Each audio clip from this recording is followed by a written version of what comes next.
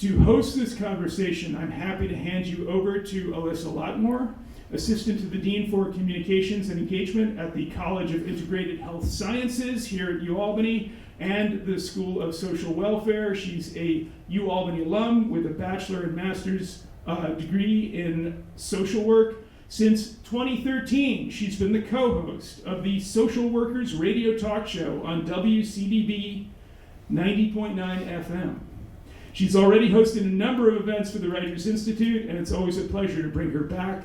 Please welcome Alyssa Lotmore and Arianna Davis.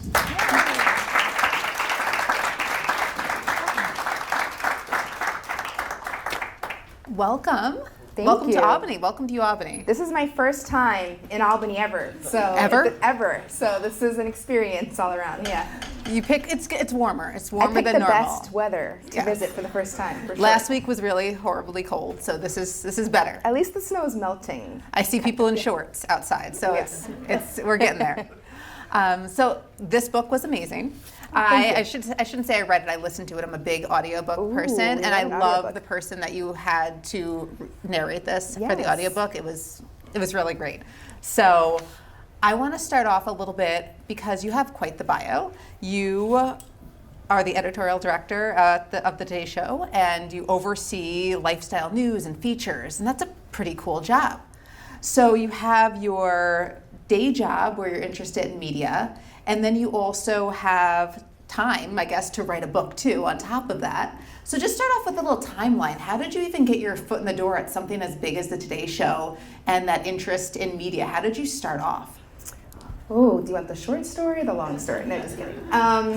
Well, I think, where do I begin? So I went to Penn State. I'm a Penn Stater where I studied journalism. So I'll start there. But I've always known that I wanted to write a book. I've always known books are my first love. Writing is my first love. But I remember talking to my dad before I went to college, and he was like, okay, but authors don't make money. So what else are we going to do here? You don't want to be a doctor or a lawyer. So let's talk. So eventually he was the first person that was like, have you ever thought about journalism? And I was like, I love magazines, sure, maybe. So I studied journalism at Penn State, and I always kind of thought from the beginning that I was going to be more of a newspaper journalist. I figured that was kind of more of a realistic path. And so I studied print journalism, believe it or not, that I thought was a good idea at the time. And I did a few internships while I was in college, but it wasn't until I graduated, there's something called the Dow Jones Newspaper Fund, and it's an internship program for kind of aspiring newspaper journalists, and I got an internship at the New York Daily News, and that was what brought me to New York City. And it was while I was there that I reconnected with the Penn State alumni who basically was working at Hearst Magazines. And Hearst Magazines is home to Cosmopolitan, 17 Magazine, Oprah Magazine, Esquire, a few other brands. And long story short, that involves me stalking her in a bathroom, but I'll save that story for another day. We reconnected, and she basically put in a good word for me about an internship at the Oprah Magazine. It was one of the rare, at that time, kind of postgraduate internship programs in magazines. And I interviewed, and that was how I got my foot in the door, really, in the kind of world of media and magazines. And so I was a postgraduate intern making literally minimum wage and just scraping by in New York City, but I absolutely loved it. It was like a dream job. So that was really, to answer your question, how I got my foot in the door. And then essentially over the next 15 years, I just really honestly hustled and worked my way up. I started as an intern. I eventually got a job at Oprah Magazine as Gayle King's assistant. And I feel like that was my Devil Wears Prada experience without the devil, because Gayle King is the best human being you will ever meet. So I learned a lot about assisting and working in media. And then I eventually worked my way up to be an editor. After many years at Oprah, I then moved on I worked at Us Weekly, I worked at Refinery 29. Refinery 29 was a women's media digital startup, and that was where I really learned the internet and what makes the internet tick and how to think about storytelling online and in the world of the internet. And I was there for several years before I actually then went back to Oprah Magazine to help them launch their website. So in 2018, believe it or not, Oprah Magazine didn't have a website. And so they were finally ready for Oprah to have a lifestyle brand and a lifestyle website. And so I literally hired a team, figured out the strategy from the ground up, worked really closely with Hearst magazines, and in 2018 oversaw the launch of Oprah Daily, which was a really incredible experience. So yeah, I'm trying to speed through as fast as possible, but then from there in 2021, a similar opportunity came up at the Today Show to run digital for Today, and I was like, yes, sign me up, and so here we are. Yeah. For our students there, the benefits of connections, reaching out to alums, networking, it seemed to work really well. Yes, for you. yes. I don't know if I recommend stalking someone in a bathroom, but I definitely think networking can get a bad rep, but I do think that keeping in touch, having those connections, really, if you meet people, just really leaning into those connections can always pay off. Yeah, building relationships, it's so key. Yes. The social worker in me is very happy with like building relationships. So it seemed like you really have a busy career as it is. Where did you even find the time? I know you said it was an interest, writing a book. Yeah. Where did you even find the time to research? I mean, you have a lot of details in this book to research and know how to put this together. How did you even manage this? Well, it's a little bit of crazy, just in me. So the book actually kind of came about. I'll tell you a little bit of the backstory of how the book came to be. Like I said, I always knew I wanted to write a book, but my story actually kind of happened backwards. In that usually you have an idea for a book, you try to find an agent, you pitch your idea to the agent, you try to get your book sold, and the Frida book really fell in my lap. So I had started at Oprah for the second time, getting ready to launch a website. I'm working around the clock hours. I mean, it was a really insane time in my life. And then I hear from an agent who said, hey, would you be willing to have a conversation? She had been working with a publisher that was interested in publishing a book about the life of Frida for a new generation. How can we bring her story to a newer generation? And she had been asking around about writers or authors who may be interested in such a project, and one of my old coworkers from Refinery 29 said, you've got to talk to this girl, Arianna, she's obsessed with Frida. And I was like, you're really obsessed with Frida. People are like saying on the streets, she's obsessed with Frida. So she reached out to me and she's like, is there any interest? Would you have any kind of idea if you were to write a book about Frida? And as soon as she said it, I was like, this sounds really cool, but I'm launching a website for Oprah Winfrey. Like, I don't have the time. Like, there's just no way. But I remember for like a week straight, I just could not sleep thinking about this. I was just like, this could be such an incredible story. In the middle of the night, I just started jotting down ideas, and I came up with the concept of this idea of what would Frida do? Literally, I'm here thinking about like, do I write a book about Frida? And it was like, what would Frida do? She would definitely write the book. So I really was just like, you know what? You only live once, and I've always wanted to write a book, and I am obsessed with Frida, and I can't think of anything else that I could be so passionate about to just do this crazy thing. And so I pitched the idea of doing what would Frida do, and I created the whole outline, and then from there it was kind of off to the races. I want to say from when we got the book deal until everything was kind of off to the printers, it was a year. So it was a really, really tight turnaround, and so I had to essentially be really strict with my schedule. During the week, it was like all things Oprah, all things launching the website, and then my weekends were like extremely just 100% dedicated to researching and then writing the book. Now, you were obsessed with Frida. I have to say, I didn't know too much about Frida before, but I'd always seen there was places in downtown Albany that would have her picture, and I was like, who? I don't know enough about this person. I knew the name, but I didn't know enough. A lot of people are, When I got the call to, talk to you and read this book, I'm like, yes, I really want to know more about this person that I keep seeing everywhere, because it seems to be, she's very popular. Yes. So how many people here were very familiar or Frida fans before reading the book? Oh, so mixed crowd.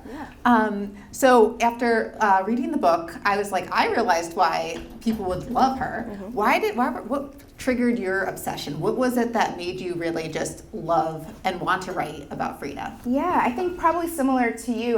When I was younger, I had seen murals of her, seen her on t-shirts, but I never really truly knew her backstory until I watched the movie. There's a movie, it's also on Netflix if anyone hasn't seen it. Read the book too, but the movie's great. It's starring Salma Hayek. I want to say it came out in like the year 2000. And it really tells her backstory, and ended up going on to win many awards. And I remember seeing the movie and I just became fascinated, because I learned that the women behind so much of this artwork I had kind of seen, and I knew she was a symbol for feminism and for Latinas, but I never really knew the backstory of, she had this really tragic trolley accident when she was 18 years old that ended up leading her to have a lifetime of injuries and illnesses. She had a really toxic, complicated marriage with her very, at the time, more famous husband, Diego Rivera. There was a lot of tragedy in her life. She was never able to have children because of the physical issues that happened at that trolley accident. So behind the artwork, behind the face that we had seen so much, there was so much tragedy, and yet through all of that, she lived a very bold life. She was very outspoken. She was outspoken about feminism, about, loving who you love no matter what your sexuality is, about being an independent woman. And this was like in the 1920s and 30s. This was not during a time when women were encouraged to kind of be outspoken or to be bold. So I was just always really drawn to her story and the way that this person, long before her time, was pushing boundaries and was just extremely bold. Yeah. So what did you want, when you were writing this book, there was a lot that you said you just loved, but what did you want the reader to get out of this? Like, for someone who might not be as familiar, or even people who have been fans, what was your main goal when you're writing this to have people to portray about Frida? Yeah, I think that, we live in a time where, Instagram, TikTok, Pinterest, wherever you see your social media, we're always hit with these inspirational quotes, these uplifting things. Be bold, you only get one life, all these things.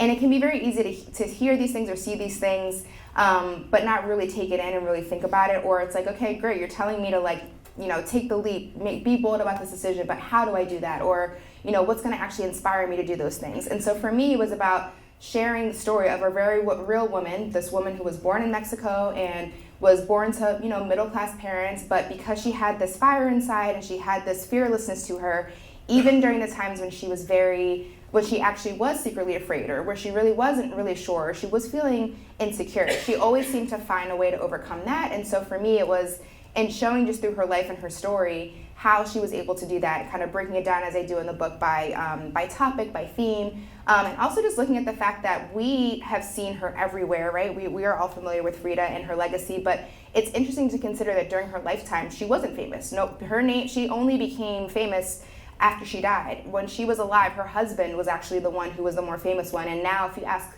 most people in this room, who did you know? Some people said Frida. If you said, who here knew Diego Rivera? Some people might raise their hand, but most probably are more familiar with Frida. So it's also interesting to think about, it also wasn't this story of this person who, while she was alive, did all of these things. A lot of it was how much we came to appreciate her legacy after she died. And I really loved how you broke it down into that at the end of each chapter or section with what would Frida do? So it's sort of this motivational, you're telling the story, but then it's sort of like where the reader can reflect and sort of be able to process of how would you live more boldly? And is that something that you strategic, is that what you want, is people to have that mix of motivation and thinking about how you can apply this to your own life, and also here's the background of this woman? Yeah, when I was thinking originally, when this kind of opportunity came about, I was also hesitant because in addition to the Salma Hayek movie, there also was a really thorough 800-page biography published by a woman named Hayden Herrera in the late 80s, and that's kind of known as the Bible of Frida, and it's everything you could possibly ever want to know about her is in that book. So for me, I was okay, there's been a really well-done biography of this woman. There's been an Oscar-winning film that's been done about her. What could I bring to the table? What would be new? No pressure at all. Right, no pressure. And, that was a big thing to think about. But I also thought about the fact that, I am someone who's a Frida super fan. And so I feel like I have a lot that I wanted to share that was inspired by my own appreciation and inspiration from this person. But I also wanted to just put it out there for anyone who, even if you don't know who Frida is or you don't even really care, but you still might be you know what, I really just need a dose of boldness or inspiration or motivation in my life. It might interest that person too. Yeah. Now, going back to a little bit about your career too, so you have a very public-facing career. And then you also have your own personal brand with this book, and you're marketing the book, you're going out on book tours. What's the balance, with being able to represent your job, but also being an influencer in a sense in your own brand? How does that balance? Ooh, also influencer, thank you. I think, it can be tricky, and especially because, I work for, now working at the Today Show, working for a company like NBC that is very much about journalistic standards, and there are a lot of things with my day job that are require a lot, including for instance, we just went through an election, but because I work for a news organization, I'm not supposed to really share publicly my political beliefs, right? That's something that was an interesting season to be in recently. And so things like that can be, then on the flip side, I obviously have my own thoughts and feelings and beliefs about Frida and the things that I want to write about. So it can sometimes be tricky, but I think for me, I kind of almost have to just turn off one part of my brain, like when I'm thinking about writing or I'm thinking about the book. But it also, in a lot of ways, I think is intersectional in that what I do for a living and for my day job is a lot about uplifting people, creating platforms for people. I really have always been passionate about women of color, about the Black experience, the Latin experience. And so for me, I think with this book and then also what I do, there is a lot also that overlaps. And yeah, so I think there's a little bit of both, and sometimes, I'm actually working on a novel right now. Hopefully, we'll get to some next steps on that soon. But even in the novel, it's completely different than this book. It's fiction, and like there's some sex scenes in there. And like as I was writing it, I was just like, oh wow, okay, how are people gonna feel about this when they read this eventually? But as I'm writing, I'm having to just turn off even any thought of that and just give myself over to the craft and to the creativity, and I'll worry about the public-facing part later. So there is more to come. More books coming out. Yes. Okay, yeah, for exciting. sure. Yeah, fiction has always been my my heart and what I really just like love the most, and that's actually what I think I had always imagined that I would write first. And then when Frida came along, it was interesting, and Frida was a lot more like I think my day job in that it required research and almost like a lot of the things I was familiar with as a journalist, right? Like fact-checking, research, making sure that I'm, dotting all my T's and dotting all my I's, thinking about the structure and all those things versus I've been working on a novel since the pandemic, so it's been a little while, since the start of the pandemic, I should say, and, that's a whole different beast. It's just like coming out of my brain, and it's just like, something that's an idea. But I think for me, because my day job is very busy and I am overseeing a very large team and I'm really in the weeds, it's kind of almost nice and a release to then, when I do have some free time to release that creative energy on, imagination and creating fiction. So I just want to, before I ask more questions, but I could go on, does anyone have any questions? I don't want to take up and have me talk the whole time, but there's some questions that you have. We have students and community members. How should we best do this? I wanted to sort of break it up so it's not just me talking. Should we pass the mic or what's it? No. Just project? Okay. Yeah, just project.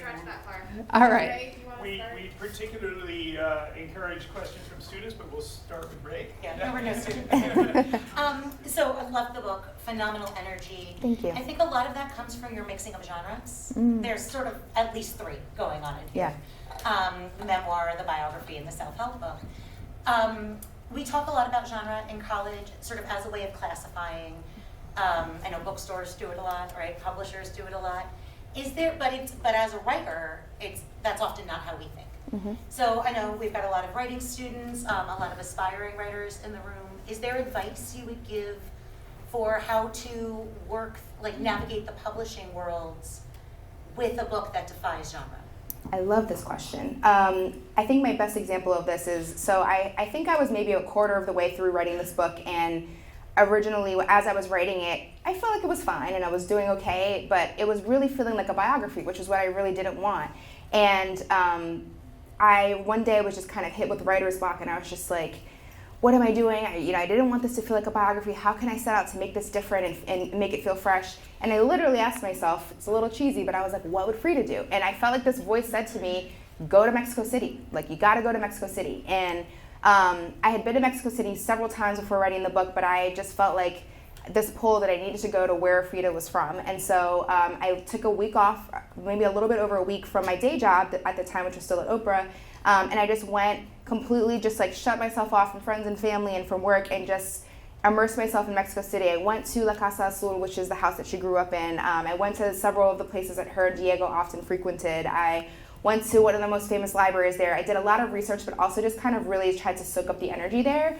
And it was there while, as I was writing, I just kind of found myself falling into a little bit of first person and talking about my own experience and literally describing my time in Mexico City as I was writing. And as I was doing it, I was like, this isn't biography, but I'm just gonna go with it. It just felt right, and it felt different, and I knew that maybe my editors or the publisher might have some thoughts or would think about what does this mean structure-wise, but it just felt authentic to the story that I wanted to tell and to the topic and to also the subject that I was writing about. I was like, if anyone's gonna encourage you to be creative and not think about genre, it's Frida.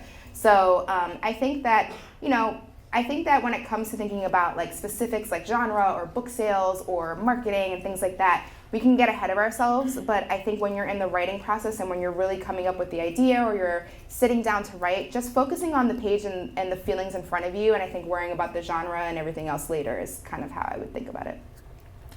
Yeah. Any other questions from students? It's hard to see, so put hands up high if you do. No question. Wow.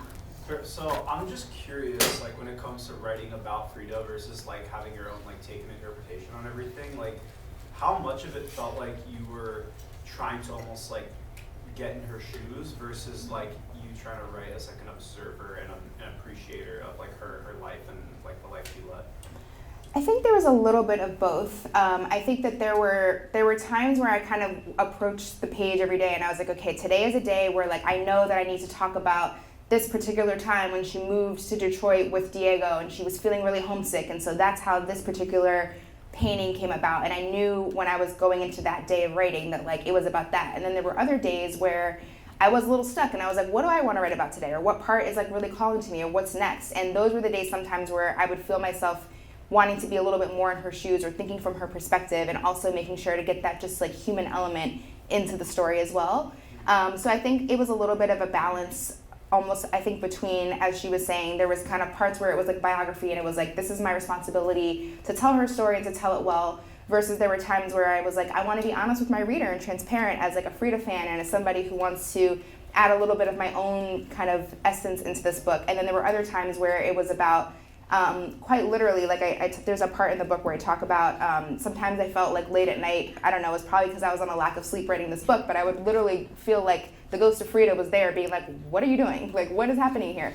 So there were times where, whether it was my own imagination or I was really feeling something where I really felt like almost like an essence of Frida, where I was quite literally putting myself in her shoes. So I think there was a balance of both for sure. Thank you, great question. Any other questions? Yes. I'm interested to hear what you think Frida would say love is, or what your interpretation is of her experience of love. Ooh, I love this question. So for anyone who hasn't read the book or doesn't know the story, Frida, so she was married to Diego Rivera not once but twice.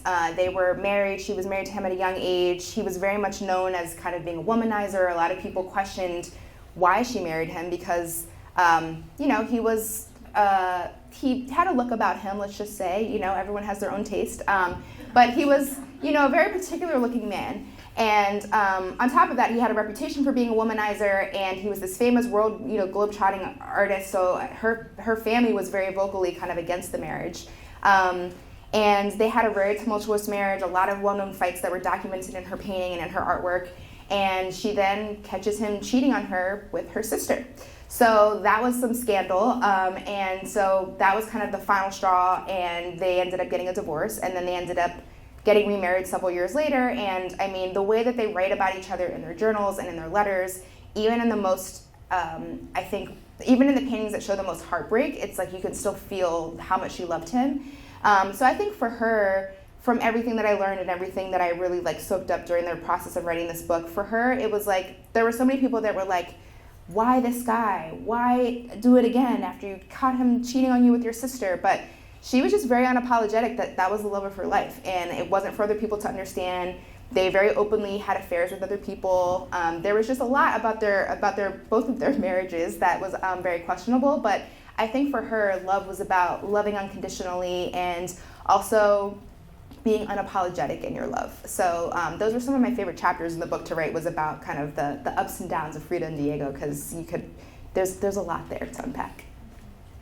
That's actually what I was going to ask you. Did you have a favorite chapter? Did you have a chapter that you were like, this is the one that I enjoyed the most? Or Yeah, I loved the love chapter. I also loved the creativity chapter. There's a chapter about creativity, and that was actually originally one of the hardest chapters to write, because I was like, okay, I'm here with writer's block and I have to write a chapter about creativity. And so it was literally kind of like a real-time exercise, and like here I am as a writer writing about one of the most creative artists of in history. How do I write about that? How do I get past the writer's block? And I ended up I think that was actually the chapter that kind of led me to get to Mexico City, and I ended up writing a lot of that chapter while there, because it was like being in Mexico City, seeing her house, seeing literally where she would sit in her wheelchair and like paint every single day, like that experience really just kind of infused me with so much creativity that then helped me write about like some of her most creative moments and how she found inspiration and creativity in her life. So I love that. Now, you mentioned sometimes writer's block and things like that you're trying to balance work and everything. For some of our young writers in the room, like how was this process for you? I mean, you're writing another book, so it couldn't have been that bad. Yeah. But how was this whole process? You only had a year to get everything done. What was it like for you? Was it pressure? How did you balance it? How did you navigate? Yeah, you know what, and one thing that was interesting for me that I realized, so with this book, because I had a book deal and I had a really strong deadline, and it was like, if you don't get it in by this, the book's not happening, and we'll take your advance back, and there was a lot of pressure, versus now I've been working on a novel that I'm kind of just doing for myself in the hopes that eventually maybe I'll sell it, and I don't really have a deadline. And I think, at least for me personally, sometimes the pressure helps, and I think having a deadline and knowing like, okay, I've got to get this done by this date and this time, so it just almost forces you to create a schedule for yourself and to kind of figure it out. So that even on the days that you have writer's block, it's like too bad because you only have X amount of time until you have to get this done. But I think for me, I mean, some of the things that help is I find for me that, and probably also because I work on the internet, I work online, I'm constantly, working in news, is I really got to just like shut out the world a little bit, and I got to turn my phone. I can't just like put my phone away. I got to put it on airplane, and I can't like have the internet connected on my laptop. Like I got to create an environment for myself where I really am just like completely disconnected, so that I'm just truly sitting with my thoughts and with the page. Mm-hmm. And you had the book deal already. So for this book, you didn't really have that pressure of trying to pitch it. For individuals here who might be writing their first book or trying to do that, going to your day job a little bit, people must pitch things to you all the time. You have a very important job where people can get publicity for their work. Yeah. What advice do you have for the authors and the creators in the room for how do they get their work recognized? Is there a way, if they didn't have that book deal, if they're trying to sell books or sell copies of things, what is the best way to navigate promoting themselves, I guess? Yeah, that's a great question. And I think, obviously, hopefully if you don't go the self-published route and you end up working with a book publisher, there is a whole marketing and PR team that will help you with a lot of these things. But I think on an individual level and as an author, I'm sure you guys have heard this and we're hearing it more and more, but like social media really is, I think, one thing that we're seeing is just kind of the key, I think, in this day and age, in that it's not even about like, posting a creative TikTok where you're dancing with your book. It doesn't have to be that, but I think that readers are more and more connecting with authors, are connecting with books that they maybe haven't even heard about, or even the first time they ever hear about a book is in, one of your favorite influencers or one of your favorite maybe fellow authors that you follow, whose work you really love, posts about another book, and that's how you see it, and then you put it in your cart. So I think that being active on social media for authors is something that we're getting a lot more pressure to do, but is actually, I think, really working for people. Even at my day job, we get pitched a lot, even beyond the world of books, but like if it's products, if it's story ideas, or if it's something that's happening right now, a lot of the times we'll end up looking at whatever it is that we're considering. We'll look it up on Instagram, we'll look it up on TikTok. And so I think that social media is definitely, it's a free but also easy way to kind of put yourself out there and think about your own brand and think about how you can market your book. And people have different opinions about BookTok and Bookstagram and the impact that it's had in the publishing industry. But whether you agree with it or not, or whatever your thoughts are on how it's impacted the industry, I think as a writer and as an author, there's definitely space to play and to kind of just like think about how to get your book out into the world beyond just working with a publicist to pitch your book to different media outlets. And speaking about getting your book out there, what has it been like for you to, like I said, you're in media, you're in news and journalism. What's it like for you now to be sitting here talking about your own work? Yeah, I love it. It's fun because, again, I think that, like I said, I've always wanted to write a book. I'm a huge bookworm. I read nonstop all the time. So for me, like, this is like what really makes my heart sing. So I really love it. It was definitely interesting because the Frida book came out in October of 2020, so it was peak shutdown, and so my dreams of having a book tour and getting to meet readers on the road and do book signings, where it was like, just kidding, girl, you're going to be doing an Instagram live and you're going to talk to people online, but that was really interesting because I think during the pandemic, at first it was a bummer, but there were so many like Zooms and Instagram lives and like live streams that I got to do and the people who were in the audience were people from around the country versus like previously you would maybe get 10 people who would show up at a bookstore, you know, in whatever, you know, city or place that you had traveled to. And so it was kind of a new way for not just me, but many of us to really think about connecting and talking about our books. And it actually ended up turning out to be really fun. The day of my book release, I literally dressed in like a Frida outfit and put on my little Frida headband, and I was just like posting away, and I was literally by myself, but it was super fun. Oh, I love the Frida. Do you have a lot of Frida gear? Yes, I've actually had to put a memorandum out to my family and friends. I'm like, I have enough Frida gear, no more. But I've got Frida earrings, I've got Frida t-shirts, I have it all. Any other questions from our students, community members? Has to be something. What would Frida would ask a question. I have another one. This is more about like writing, especially when you feel like you have a big idea, but some of it kind of comes to you in chunks. I do eventually want to like really delve into a book I want to write, but I find that before I can fully like write and get it like cohesive, I almost like to write out like certain like chapters or passages, even like not chronologically. Is that something that you find you end up doing when writing, or is that just something that gives me? Yeah, no, I think there's a terms for it. It's like there's some people are pantsers, and there's some people who are not. I forget what the exact wording of it are, but there are some people who just fly by the seat of their pants when they're writing. You just sit down and whatever comes into your mind is like what goes on the page. And I think that's great. I think that whatever way comes naturally to you, you should listen to that and not try to force yourself to be the type of writer that you're not. I'm actually the opposite in that like I can't sit down to write until I have an outline, and like I like to have everything like structured, and I want to know like how's the story beginning and what's the middle and what's the end, and then I'll kind of go back and like once I feel like I have that guide, it helps me. But part of that is probably also because of my day job, because I'm also an editor, and so but I have some friends that are like, I cannot imagine ever writing an outline before I start to write. Like, doesn't that mess up your creative process? So everybody I think has their own way. So I think I would encourage you to just think about, or to just like lean into whatever works for you. If you're in the shower and like suddenly you're like, this is the middle of the story I'm thinking, but I don't care, like just write it down. I think you can always go back and edit, and you can always go back and clean things up and reorder and organize it. But what you can't do is like feel that feeling of like having the words right there at the tip of your fingertips again. So I think write it in whatever order it comes to you. Got it. Thank you. Yeah. Do you have a question right here? Oh, yes. Yeah, so going off of your experience with journalism and being a writer in this way as well, what would you say, because I mean obviously you're taking bits from like your journalism experience and like kind of imbuing them into like your writing, right? What would you recommend from your experience with journalism to kind of like help other writers that have not, that don't have that experience, if there is anything that you use? Yeah. I think that I think that it kind of depends on what you're writing. I think for me it was really helpful, obviously, when I was writing nonfiction and I was writing about like a real subject. I think that so much of my knowledge in journalism and my training and my understanding of like just like being factually accurate and like knowing that like, we live in an age where someone can say something on TikTok and everyone suddenly thinks that this is fact, and it just goes around, and it's like everyone thinks it automatically, like this is, oh, such and such said it and my dad sent it to me, so this must be true. So I think that for me, just understanding the power of like words and the power of like something being written, and like if you are an average person, you pick up this book and I've said in print something about Frida, you're gonna think that this is true. And even if you're just one person or whether you're several hundred people, I think just being careful about facts, and that's when it comes to obviously more like kind of I think the nonfiction world.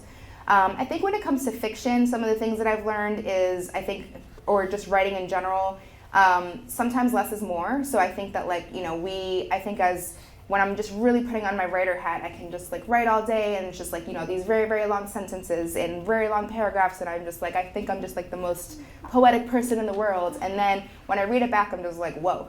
And so one of the expressions that we use a lot in journalism is like not being afraid to kill your darlings. So when I edit someone else's work, it's very easy for me to be like, cut this, you don't need this, you're repeating yourself. But when you're writing your own work, it can be a lot harder to do that. So I think that that's definitely one of the things I try to apply to myself, but always on a future draft. On that first draft, you got to just get it out and get it out how it comes to you. But when you're reading it back, sometimes, just reading it with a very sharp eye of like, do I really need this? Do I feel like this is repeating myself? Sometimes I think it can be helpful for my like journalistic hat to think about that for sure. So kind of going off of the journalistic integrity and like kind of the responsibility we have to our readers, I don't remember if you said in the book when you became a Frida fan, but certainly have admitted to being a very large one. Yeah. Is there anything you learned through the process of your research that truly surprised you? That like the world doesn't know about her or hadn't until you gave us that version? Yeah. I mean, I think there were a few times where, in reading her letters and her journals, again, I'm writing this book about this woman who was so bold. Like, one of my favorite Frida stories, which I write about in the book, is, as I mentioned, her husband was the more famous one. And so when she was about 28, 29, they got off of a plane, and a reporter kind of put the microphone out and was like, hey, you know, how does it feel being married to, like, one of the greatest artists in the world? And she was like, no, it is I who am the master painter. Like, I am the one. Are there any questions from students? I see it's hard to see hands, but yes. JT. Hi there. Hi. You know, I'm really curious, you know, especially kind of just to understand what role you think this book has in today's society. You know, in the present day, obviously, we're living in a time of heightened polarization, a lot of hate, a lot of violence, especially directed towards people of color, towards minority groups. So I'm curious, you know, what role and impact do you hope this work has on audiences today? Oh, that's a great question. I've thought a lot about this. I mean, Frida had very strong political views, and not all that I, agreed with. But one thing about her is that she was very vocal about her beliefs, and she was going to protests, and she was talking about, feminism, and she was talking about equal rights. And again, this was during a time when it was long before I think a lot of people like her were being encouraged to do that. So I think that just thinking about her legacy and thinking about the importance of marginalized people in history, and the fact that there was this woman during her lifetime who maybe didn't get the recognition she deserved, but here we are many, many years later talking about her and talking about her legacy. So for me, I think it was important to kind of reflect on that and highlight that. And then I think also it is really important to make sure that we continue to tell stories like hers. So, I mentioned there was a really well-done biography that was written in the 80s, and then there was the Selma Hayek movie, but there hadn't really been an important work about her done since then, and yet often when I would sign on to social media, I'm seeing like this Frida quote, posted, or people kind of just using her image on a t-shirt without really actually knowing the meaning behind her or knowing what she stood for. So for me, I think what I hope that will come forth with this book, even in these times, is just keeping her story and the inspiration we can take from her life, and maybe it offers some solace or some inspiration or some motivation to somebody who is looking for a little bit of guidance in these kind of crazy times we're living in. Any other questions? Yes. I was thinking about her relationship with other women, in whatever capacity, because when we think about feminism, it is also about solidarity with other women, conflict also sometimes having to navigate this conflict, and not just always in relation with men, which, like you were saying here, like the presence of Diego is so prominent. So I was wondering if that figures in your work in some way or not. Yeah, no, I think her friendships with other women. There was a very famous Costa Rican singer named Chavela Vargas, who it's been speculated about their relationship. We're pretty sure they had a romantic relationship in some way, but they also had a friendship that was kind of well documented. And there's a lot of really famous images that are particularly beloved by the queer community of the two of them just being very carefree and like laying in the grass together and just enjoying one another. There were rumors that her and Josephine Baker may have had some type of romantic relationship. It's never been proven. I write about this in the book. It's something that I would love if it was true, because it would be what a cool factoid of history. It's never really been proven, but she had a lot of really powerful women in her life, including her own mother. One of the interesting things about Frida is that her whole inspiration of how she dressed and her love of kind of celebrating her indigenous heritage, a lot of that came from not her mother, but from a lot of the servants that she grew up with that were, helping her when she was a child. And so she was definitely someone who had a lot of relationships with the women around her and was always kind of celebrating those women. But she also wasn't afraid of a strong man either. And so I think that regardless of gender, those relationships were always important to her.